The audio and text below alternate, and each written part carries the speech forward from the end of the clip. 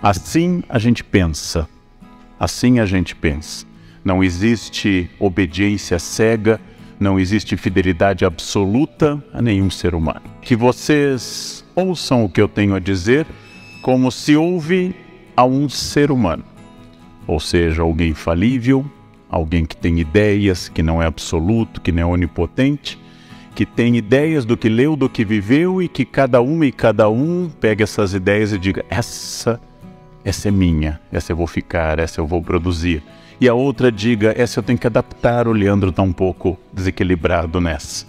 E outra que os senhores e as senhoras digam, essa de jeito nenhum é um absurdo. Assim a gente pensa, assim a gente pensa.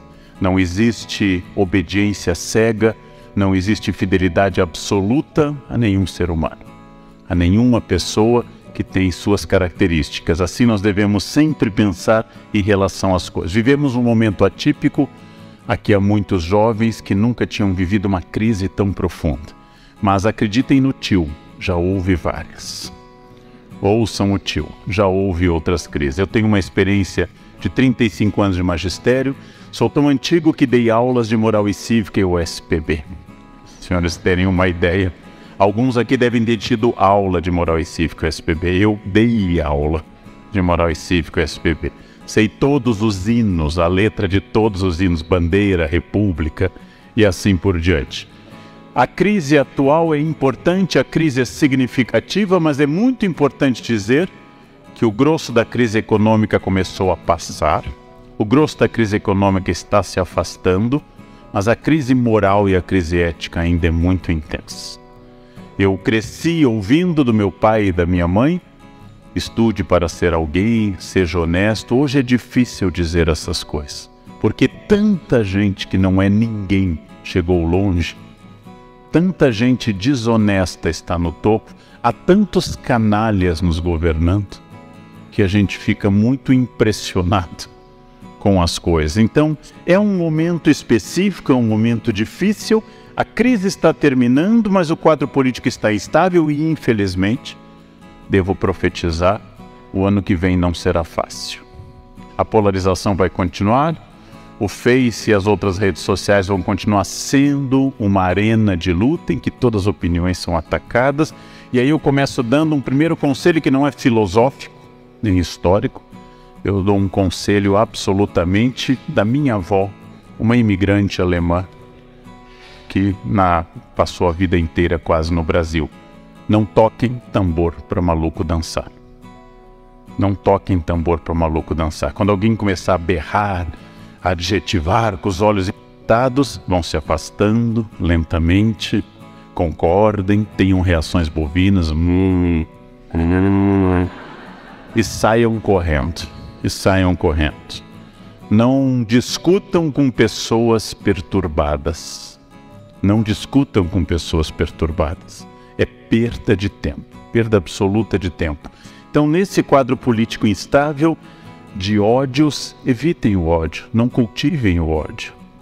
O ódio vem às pessoas, não compartilhem. Há um conselho que eu ouvi na Ásia de um budista que dizia: o ódio é um veneno que só funciona se você beber. Se você precisa aceitar o ódio do outro. Afastem-se disso, porque tem tanta gente interessante, tem tanta gente desafiadora, que as nossas dúvidas têm que ser de várias ordens. Nossas dúvidas são lícitas, são boas, mas nossas dúvidas não podem ser longe da ética, não podem ser longe de princípios.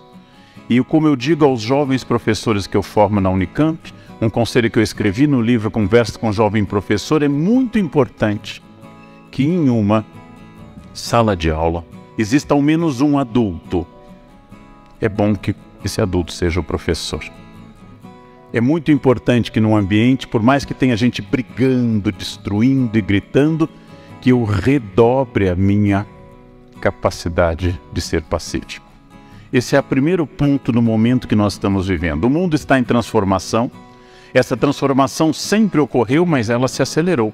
Quando meu pai se formou em Direito em 59 na Universidade Federal de Porto Alegre, ele nunca mais fez outro curso de atualização. Ele nunca fez MBA, ele nunca foi em busca de outro curso, porque naquela época as pessoas se formavam e assim ficava. O tempo era um tempo repetitivo. Hoje isso não é mais verdade. Hoje, se você já está formado, tem necessidade de mais cursos, de mais atualização. Aquela época passou. A velocidade da transformação está tão grande, darei exemplos do que seria uma espécie de filosofia de um grego chamado Heráclito, que confiava e dizia que tudo era movimento, pantarrei em grego, tudo move, tudo se move, tudo se transforma, todas as coisas se transformam. Por exemplo, os celulares que as senhoras e os senhores têm nas mãos, eles são a síntese de toda a memória da humanidade. Todas as coisas que nós já produzimos como espécie humana estão lá. Todas as poesias, todas as obras de arte, todas as músicas estão ao nosso alcance. Isso é uma revolução. Isso é uma radicalização da Revolução de Gutenberg. Isso é a radicalização da imprensa. Nós capilarizamos, atomizamos o conhecimento. Quando eu era criança, os jovens não têm ideia disso. A professora mandava a gente pesquisar, a gente ia à Barça, Enciclopédia Barça, e copiava, só tinha essa fonte. Nas famílias muito ricas havia Britânica, mas só tinha essa fonte. O conhecimento estava em bibliotecas, o conhecimento estava reservado em bibliotecas. Hoje, cada vez mais, ele está, para o bem e para o mal, atomizado. As escolas têm que ser revolucionadas e elas ainda, digo isso como professor, elas ainda não notaram a revolução, que é ter uma memória em HD externa, uma memória externa a nós. Essa transformação também atinge um fato importante. A maior empresa de transporte urbanos do planeta não tem um único carro.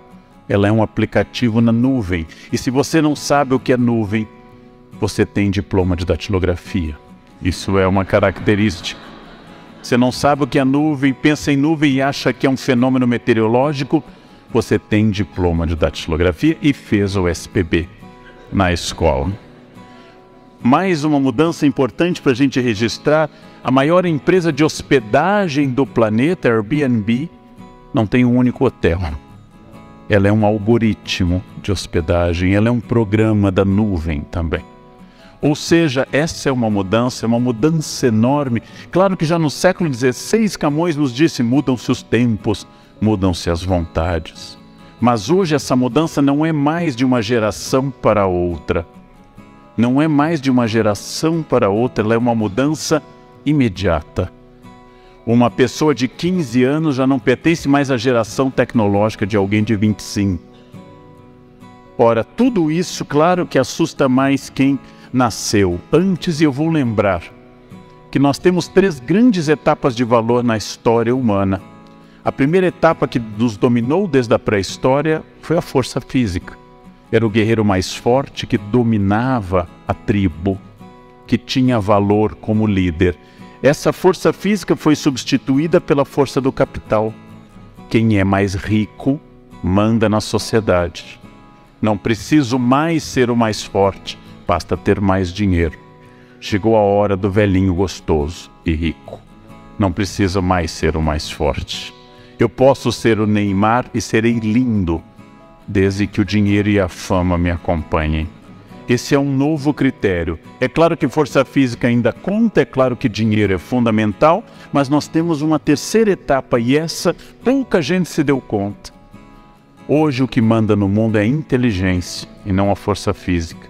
E apesar do capital ser fundamental, o capital hoje deriva da inteligência e não da produção. Não é mais o dono da usina siderúrgica, não é mais o montador de automóveis que é o milionário, mas é o fundador do Facebook, de um programa. É o fundador do Google e assim por diante. São essas pessoas que hoje são responsáveis pela maior circulação de capital no mundo. Não tem mais sentido a memória, como me educaram. Quando eu era criança, decorávamos que o Brasil tinha 8.511.965 km².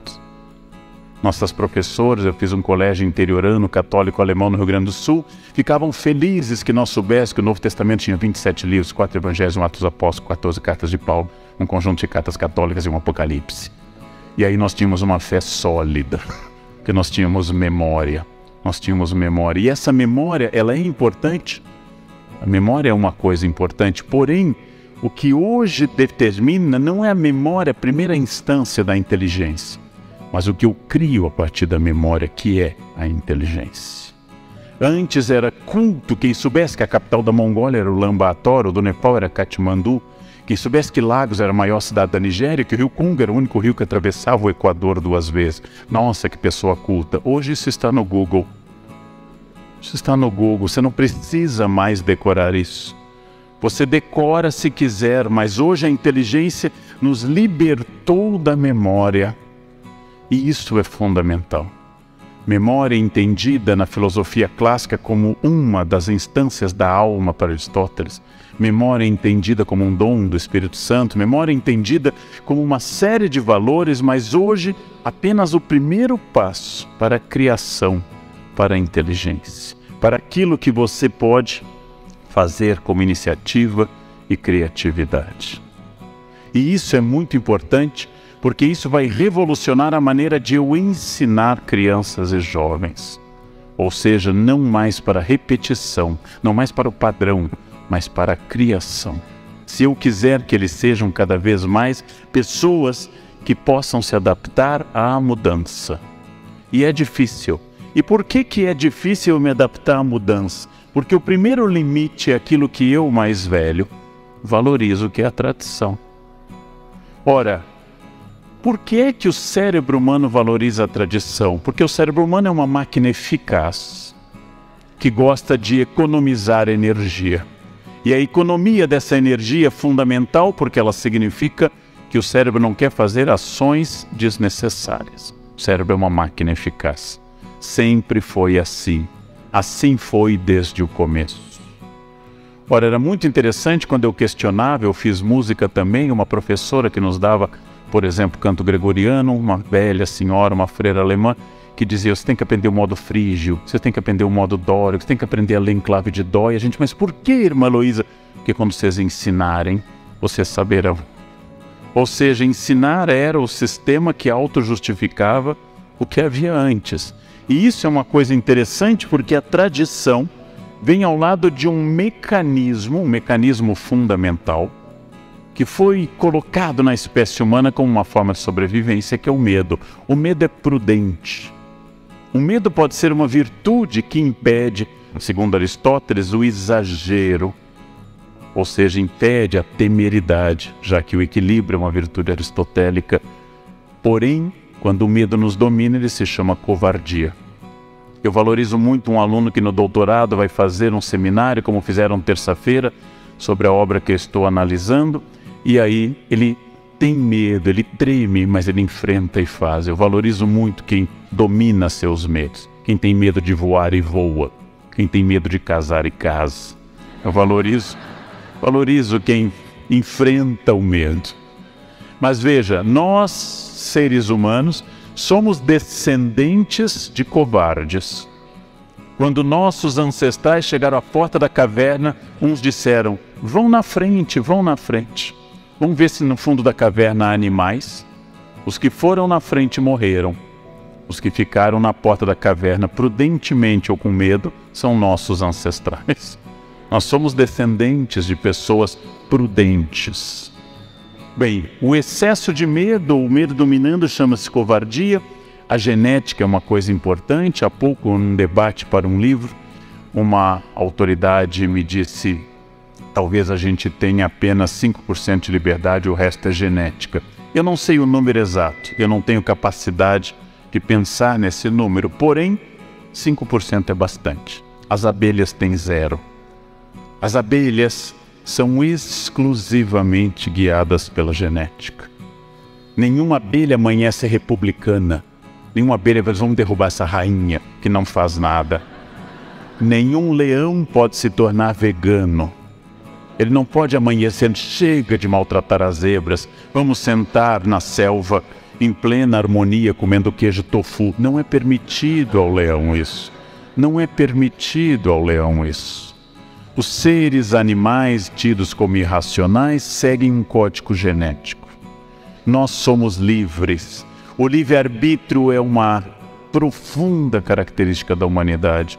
Pensei nisso de uma forma trágica. Eu vou a São Paulo, à Sala São Paulo, escutar concertos quase toda semana, e para isso eu atravesso uma tragédia humana, que é a Cracolândia. É uma tragédia humana. Seres humanos iguais a mim em dignidade e direitos um dia foram lá. Um dia olharam para aquelas pessoas que abriram mão do seu livre-arbítrio e abriram mão voluntariamente da sua dignidade, compraram uma pedra de crack, fumaram e se destruíram. Esse é o grau mais radical de liberdade humana. Ou seja, eu sou livre inclusive para me destruir. Infelizmente, tudo aquilo que seja um vício reduz minha liberdade. Drogas, álcool, Netflix, tudo que for um vício reduz minha liberdade. Cria um hábito. O hábito, diz Aristóteles, é uma segunda natureza. A genética existe, mas não nos condiciona abertamente. A cultura existe. Eu estou inserido dentro de uma cultura. Para mim, que tenho ancestrais camponeses, acordar de madrugada é muito fácil. Eu desperto todos os dias às 4 horas da manhã, sem nenhum problema. Isso é típico de sangue camponês, não? Ou de algum problema de insônia. Mas eu, casualmente, acordo com facilidade. Eu tenho grande facilidade de acordar. Faz parte da cultura. Meu avô dizia: o sol não deve encontrar ninguém honesto na cama. É uma coisa que vem sempre. A cultura é importante. A cultura é importante. Eu já soube de pessoas que dormem até às 6 da manhã, mas eu acho que são pessoas atacadas da preguiça, não? Pessoas atacadas disso. É uma questão cultural. E também o meu comportamento, eu vou perguntar como eu passo a um estágio seguinte, numa sociedade que exige que eu, Leandro, e cada um e cada uma que está aqui, cada pessoa aqui faça algo diferente. Como eu consigo isso? De que forma eu consigo isso? Bem, essa é uma questão importante. Lendo neurocientistas, eu fui iluminado por um conhecimento que até então eu não tinha, e lendo grandes autores neurocientistas como o professor Antônio Damasio, português, Suzana Herculano Holtz, brasileira, eles foram indicando que os neurônios, quando produzem um hábito, como, por exemplo, acordar às 4 da manhã, ou comer algo, ou dizer uma saudação ritual, não apenas um neurônio encosta no outro com impulso elétrico, como sabemos, mas cria uma ligação biológica. Dessa forma, o neurônio acaba ficando ligado ao outro através do hábito, e toda vez que eu repito aquele hábito, é muito bom para o meu corpo. Ele vai gastar menos energia. A vida tomada de hábitos, a vida tomada de repetições sistemáticas, é uma vida profundamente econômica de energia. Ora, por que eu, Leandro, gosto de pinhão? Pinhão não tem gosto de nada, tem gosto do sal que eu coloco na água. Porque eu, Leandro, na infância comia pinhão, e pinhão associa ao inverno, a fogão a lenha e ao gosto do inverno e da infância. Por que eu gosto das músicas da minha infância, a parte da minha formação em música clássica?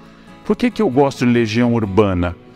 Porque eu considero Legião Urbana melhor que Wesley Safadão. Eu, Leandro. Mas lembro que meu pai considerava Lupicínio Rodrigues superior a Renato Russo. E provavelmente meu avô consideraria Zequinha de Abreu ou Chiquinha Gonzaga superiores a Lupicínio. Porque nós gostamos daquilo que nos remete à zona de segurança. Nós gostamos daquilo que nos remete ao que o neurônio já fez. É profundamente confortante para o corpo o hábito.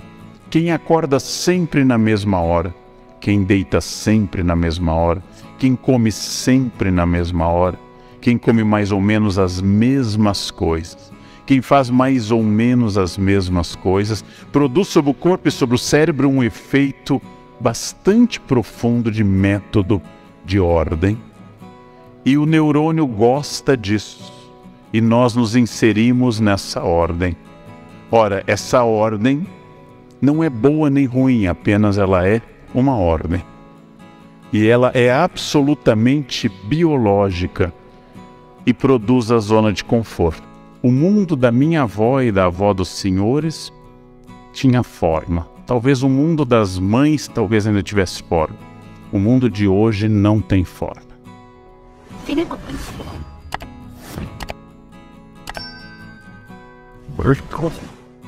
O mundo não tem forma.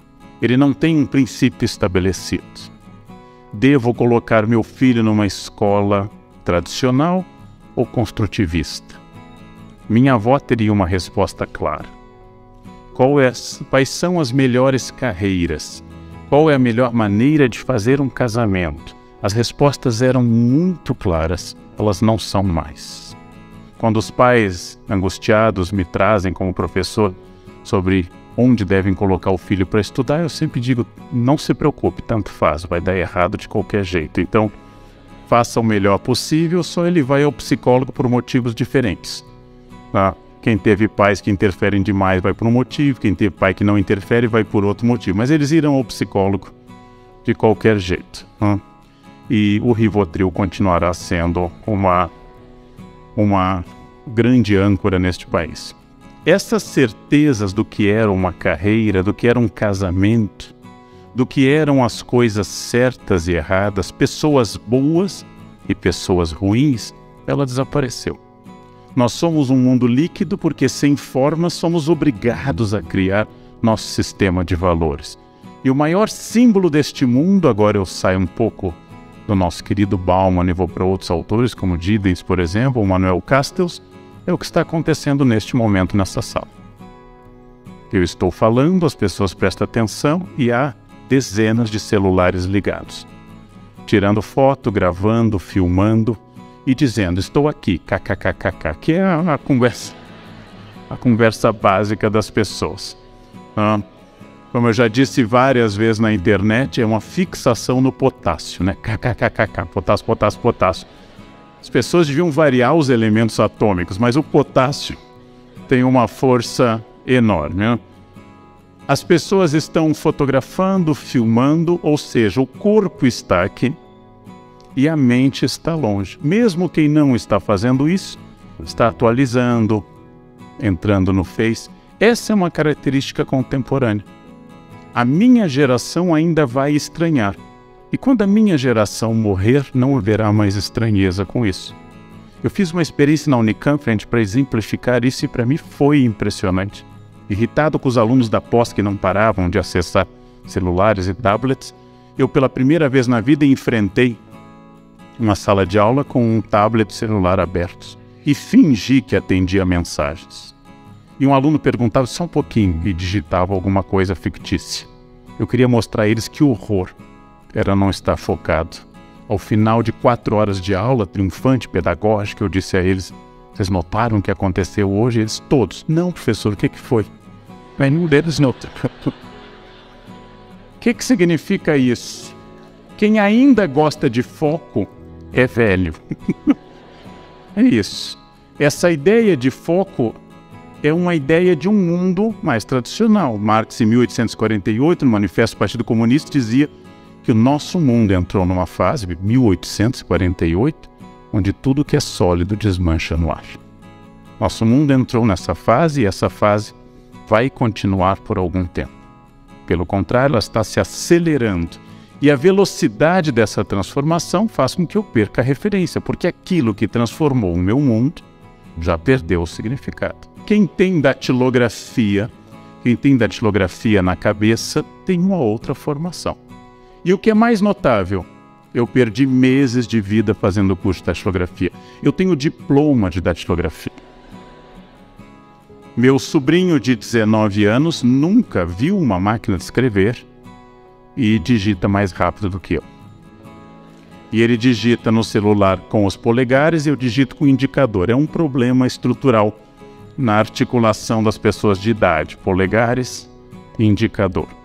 Essa perda de referência é que tudo aquilo que eu aprendi, inclusive já como professor, usar retroprojetor, passar prova em mimeógrafo, desapareceu como sentido. Todas essas questões vieram ao lado de um aumento espetacular, do qual eu sou testemunho nesses 33 anos de atividade pedagógica, do individualismo. O individualismo é a marca do nosso tempo e está crescendo. Há um teste do qual nenhum de nós jamais falhará ao fazer. É só perguntar para qualquer pessoa que não esteja aqui ao chegar a casa, dizer à esposa, ao marido, namorado, aos filhos: eu estou cansado. E todos os senhores ouvirão o quê? Eu também. Quem está casado há mais de 14 horas sabe a resposta. Eu também. Vejam, eu não perguntei como você está. Eu estou tentando trazer à tona a minha dor e o meu cansaço. Então eu digo, mas eu acordei às 6 da manhã, eu acordei às 5. Ninguém ouve. Ninguém ouve. Ninguém ouve absolutamente nada. Digam a qualquer pessoa qualquer bobagem. Minha bobagem preferida é astrologia. São aquelas coisas que não prejudicam nem ajudam ninguém, mas são simpáticas. Né? Digam qualquer coisa, como por exemplo, eu sou de Aquário. E a pessoa vai dizer, eu de Libra. Ah, meu ascendente é Aquário, meu EP. Vai morrer, eu não estou perguntando nada de você. E as pessoas vão continuar falando, façam esse teste com qualquer questão. O meu mais velho tem 18. O que vocês vão ouvir? O meu tem 17. Ninguém ouve ninguém. Ninguém ouve ninguém. Por isso que hoje, pessoas que se dispõem a ouvir são pessoas que têm um diferencial profundo sobre os outros. Numa reunião, são aqueles que controlam a reunião. Enquanto os outros falam, o silencioso fica captando o rumo da reunião para dar só uma interferência final. Opinião, como dizia um irlandês famoso, quando eu estou em silêncio, as pessoas têm dúvida se eu sou estúpido ou genial. Quando eu abro a boca, eu resolvo essa dúvida. Então, uma das coisas mais simpáticas do mundo é o silêncio, a opinião balançando apenas com interjeições bovinas, balançando a cabeça. Façam isso e casamento e emprego vão durar para sempre, gente. Vão para sempre. O individualismo é a nossa marca notável, uma das marcas mais extraordinárias deste mundo, porém, ao mesmo tempo, contraditoriamente, a experiência individual clássica, ela está deixando de existir, como nesse quadro Caspar Friedrich, romântico do século XIX, que pinta um homem subindo a uma montanha para ver a paisagem com neblina. Este é um homem do século XIX, é um homem romântico, é um homem do XIX. Este homem não é contemporâneo. Um homem contemporâneo estaria fazendo o quê? Fotografando, tirando um selfie, eu e a montanha, né? Hashtag cheguei, eu subi, então, ele estaria publicando já, editando e mandando mensagens e avaliando a sua viagem pela quantidade de curtidas que ele recebesse. Este é um homem estranho que sobe, observa e guarda para si aquilo que viu. As pessoas são fixadas na intermediação eletrônica, chamadas redes sociais e assim por diante. As pessoas vivem através da imagem que elas transmitem. Eu não estou entrando naquela discussão que, quando eu era jovem, um autor da minha geração, Erich Fromm, dizia bastante, ter ou ser, publicar ou existir. Não. Não é mais superficial quem publica mais fotos ou menos. Apenas talvez tenha mais tempo e seja mais carente. Mas a grande diferença está em que eu suponho que isto seja viver. Eu suponho que esta imagem seja eu. Como eu escrevi num artigo para o Estadão sobre a moça australiana que abandonou as redes depois de anos fotografando. E para fazer uma foto zen na beira da praia, ela passou horas e horas testando o melhor ângulo. O mundo líquido dissolveu fronteiras. O mundo líquido tornou os valores relativos e introduziu a incerteza entre nós. Ninguém mais tem muitas certezas. Ninguém mais tem uma clareza sobre as coisas. Ninguém mais consegue dizer assertivamente o que é certo e o que é errado. E a identidade de todas as pessoas, farmacêuticos inclusive, médicos, professores e advogados, ela se torna líquida também. Essas identidades eram claras no passado.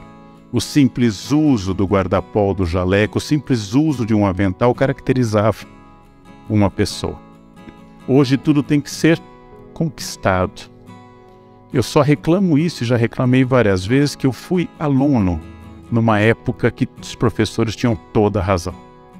E hoje eu sou professor numa época que os alunos têm toda a razão. Eu nunca peguei um momento bom nessa história. Era ótimo ser professor há 50 anos e é ótimo ser aluno hoje. Bom, eu escolhi um momento errado, foi uma encarnação só errada a esse respeito. A identidade era dada. Como o meu clínico geral comenta, e eu lembro disso, há alguns anos levava-se o exame clínico fechado para o médico. Não era possível abri-lo. Hoje ele chega ao médico analisado pelo Dr. Google.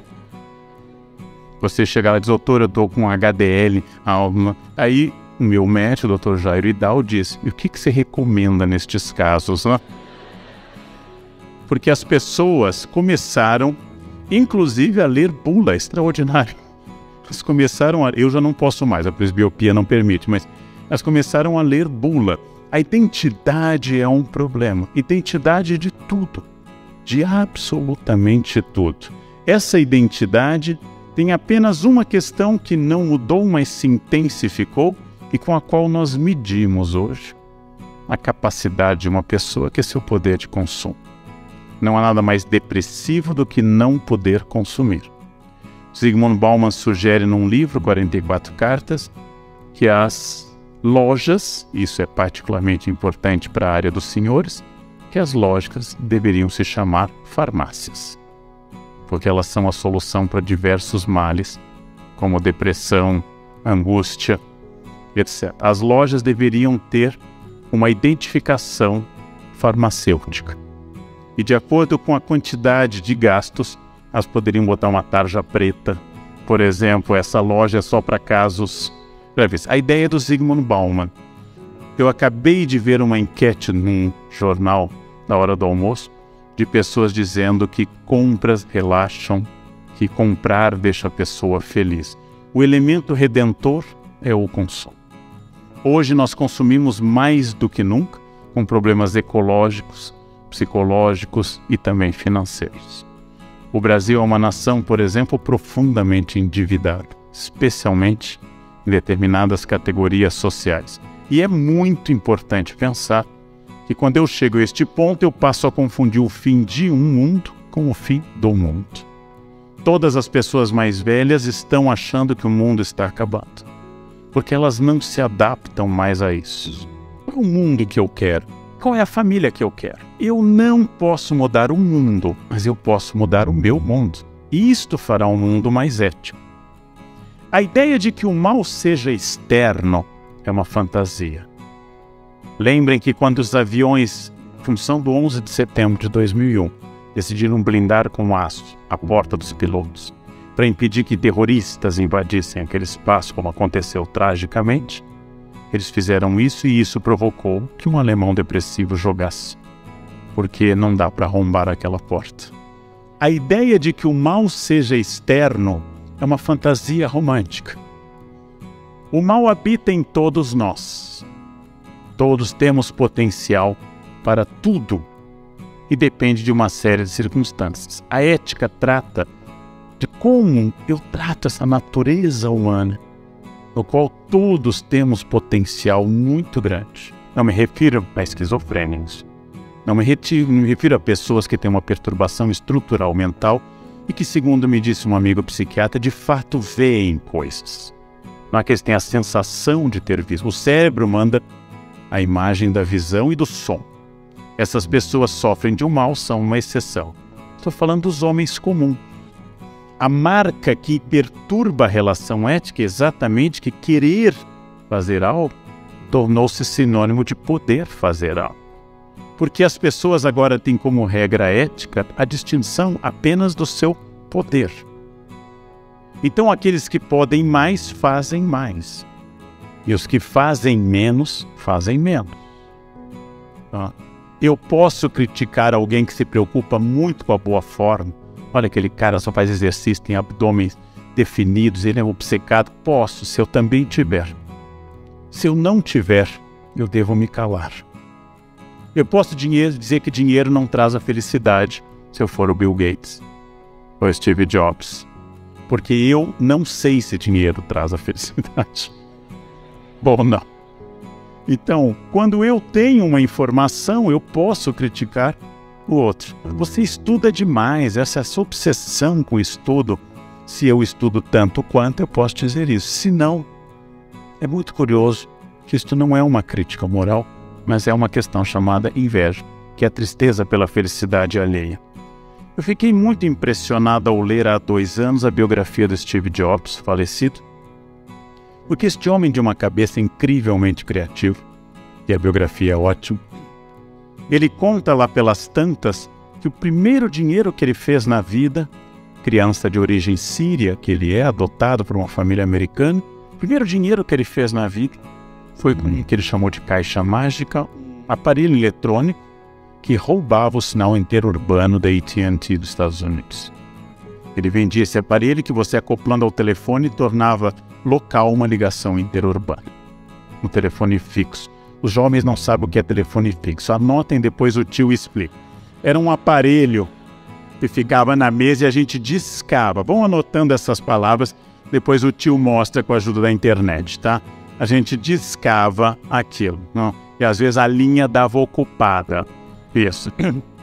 Bem, eu não estou fazendo um julgamento moral de um homem muito mais importante do que eu. Eu estou fazendo um julgamento moral do orgulho que ele sente por isso.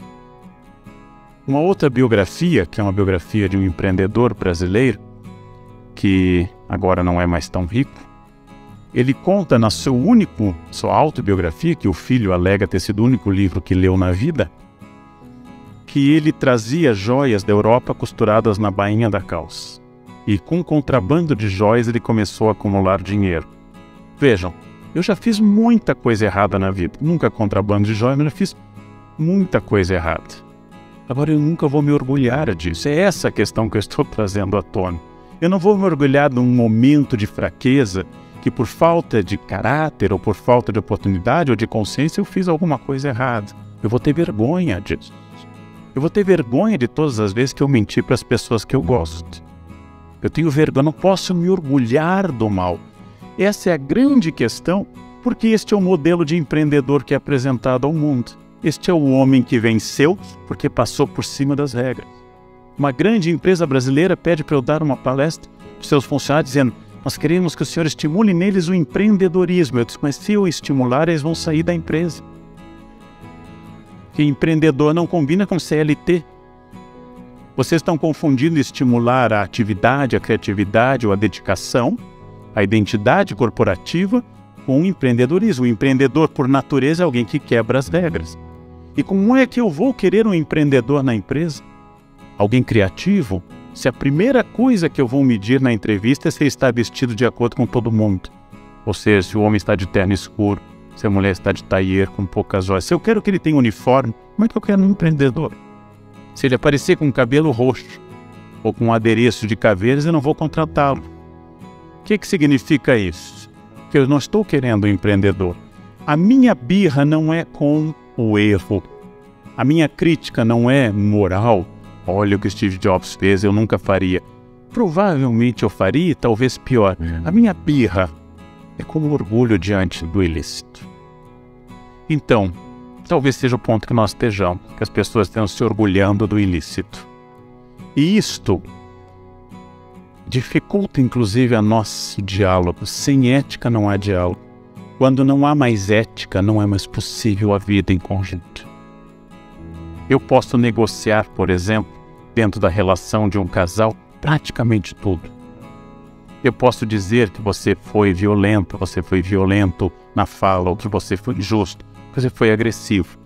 Mas são possibilidades de diálogo. Enquanto há diálogo, existe chance para o casamento, para a amizade, para as relações. Quando há agressão física, isso se interrompe.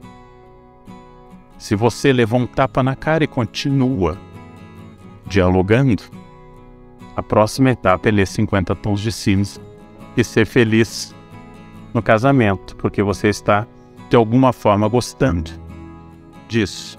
A agressão física, ela interrompe o diálogo, ela interrompe a possibilidade. A ética estabelece limites, e um desses limites importantes é o limite exatamente da questão física. Bem, Sartre disse na sua peça Entre Quatro Paredes que o inferno são os outros. Porque o outro nos obriga permanentemente a pensar valores e assim por diante. Mas Gandhi dá uma pista distinta que eu gosto muito. Gandhi diz que a maior questão para todo mundo levar como tradição de vida, ele diz isso pouco antes de ser assassinado, em janeiro de 48, ele diz que eu devo ser a transformação que eu quero ver no mundo. Que a minha família deve ser a família que eu quero mostrar ao mundo, não para o Face, mas para o mundo real. Que se eu sou um defensor da ecologia, ótimo, a minha casa recicla lixo.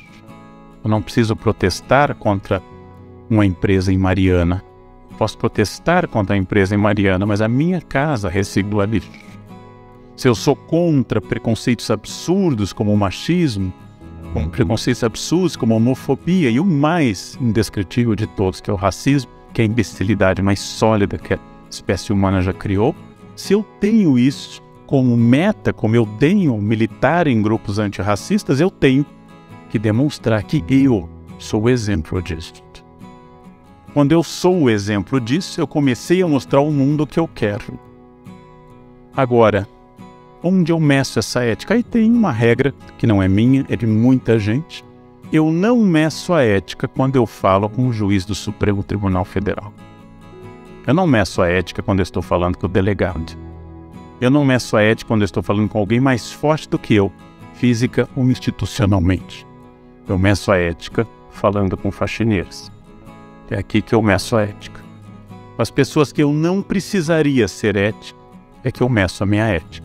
Porque respeitar o delegado não é ética, é instinto de sobrevivência. Respeitar uma pessoa mais forte do que você significa que você vê e tem um mínimo equilíbrio psicológico para isso, que você é um ser humano mais ou menos racional. Isso não é ético, você é esperto. Respeitar a ética é exatamente respeitar a faxineira terceirizada. Você mal sabe o nome que troca todo dia. É esta que mede a sua ética. É esta. E a invisibilidade do trabalho no Brasil é uma coisa impressionante. Há uma experiência na USP que muitos senhores devem ter visto, de um rapaz no 5º ano de psicologia, 10º semestre, que a Folha de São Paulo publicou, que decidiu no 10º semestre fazer um experimento psicológico. Colocou o macacão a roupa laranja dos varredores da USP e passou a varrer o corredor da faculdade que ele estudava há 5 anos, 10 semestres, pelos quais passavam seus colegas e seus professores. Não foi reconhecido por ninguém. Ele estava de macacão. Ninguém olhou na cara e cumprimentou. Ninguém. Se conheciam há 5 anos. A invisibilidade do trabalho físico em particular é notável.